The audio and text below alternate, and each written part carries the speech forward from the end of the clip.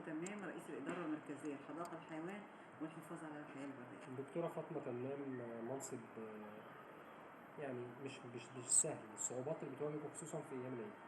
طبعا هو ما دام خد الواحد منصب كبير أو منصب مسؤول، فلازم يبقى على قد المسؤولية دي. فطبعا كل ما الواحد بيكبر كل ما مسؤولياته بتزيد، خاصة بالنسبة لحدائق الحيوان. انا دايما عندي مصطلح بقول احنا بنشتغل في الشارع، يعني علاقتي كلها بجمهور، بزوار، بناس داخله، علاقتي بصحفيين، علاقتي بتذاكر ومشاكلها، علاقتي بالحيوانات وازاي نحافظ عليها. فالحقيقه هو طبعا من ناحيه المسؤوليه هو مسؤوليه كبيره.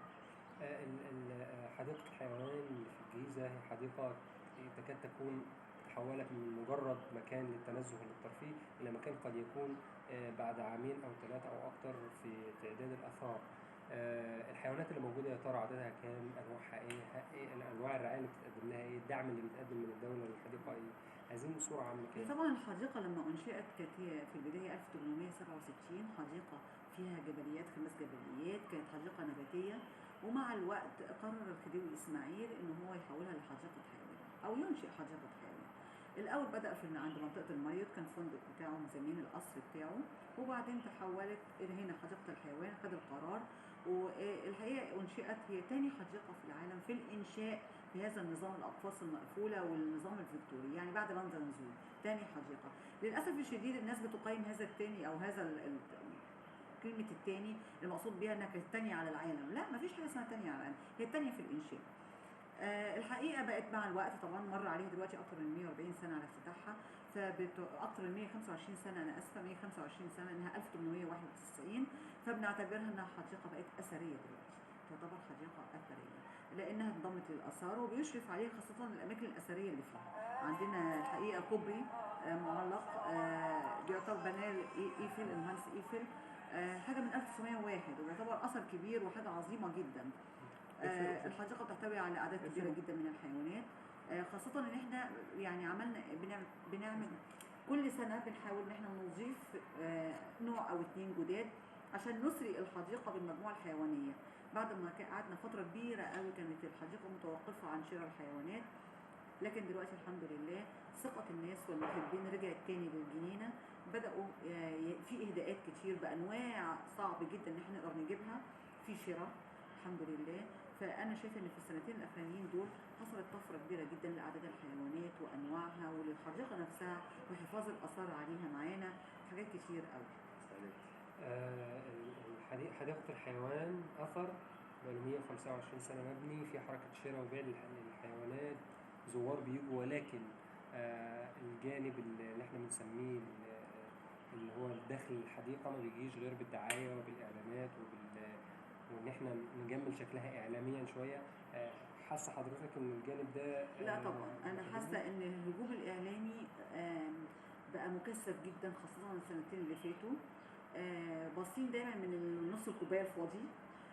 الجنينه فيها شغل كتير قوي، هي وغيرها وكل الجنين اللي تبعنا وحديقه الاسماك عاملين فيهم شغل كويس قوي قوي قوي. يمكن تكون خطوات بسيطه لكن هي بانتظام، والناحيه الاكتف او البوزيتيف، يعني الناحيه الايجابيه، الناحيه الايجابيه انضمامنا للاتحاد الافريقي، شراء حيوانات جديده، حاجات كتير قوي قوي حاصله في الجنينه وفي حديقه حيوان الجيزه. الحقيقه مخليه النتائج مبشره ان شاء الله. يعني هل من ممكن ان احنا نشوف حديقة حيوان الجيزة في مصر زي حدائق الحيوان الغربية اللي بيراعوا فيها المناخ الطبيعي للحيوان؟ يعني هل هنلاقي بقى مع الوقت ان احنا نخش زي البارك؟ انا هقول لحضرتك الحديقه دي بنيت بهذا النظام، وحتى انها موجوده بهذا النظام ولا يمكن تغييرها الا يعني اذا الاثار مثلا سمحت. لكن احنا كل الاجانب اللي جونا والخبراء قالوا عشان توسع على حيوان موجود في قفص مديله بين القفصين ووسع بين القفصين، لكن ان احنا نزيلها ونزيل هذا التراث وهذا الشكل عشان نعمل حاجه بشكل تاني، الحقيقه ده مستبعد جدا. لكن ممكن اعمل ايه؟ اعمل حاجه جديده بالنظام الجديد اللي هي الحدائق المفتوحه، الحدائق السفاري، الحدائق البارك، في عدد غير قليل من الحيوانات بالاعاشه. ممكن نستخدم اي طريقه تانية، لكن انا اللي عندي هنا هو القديم، فانا مش لازم ان انا اقارنها بحاجه مفتوحه بقى، مش لازم اقارنها ببارك، ما اقارنهاش بسفاري ان انا اخد عربيه واطلع ويبقى الحيوانات جنبي. ده موضوع مختلف تماما عن جيزه زو. هي حتى انها كده. العيد له استعدادات خاصة خصوصا في الظروف اللي بتعيشها البلد، ظروف إلى حد ما أمنيا قد يكون في بعض المشكلات. يا ترى إيه الاستعدادات والاحتياطات الأمنية والاستعدادات لاستقبال الزائر؟ هو طبعا احنا مرت بينا ظروف اصعب من كده بكتير، او ظروف كانت صعبه خالص. فالحقيقه يعني السنوات اللي فاتت، لكن الحقيقه مديريه امن الجيزه مشكوره. احنا دايما بقول احنا من اولوياتها دايما بتقدم بسرعه على انها ازاي تخدمنا وازاي تساعدنا وازاي تحافظ على الامن في المكان، لان المكان مهم وحواليه كلها اماكن مهمه جدا.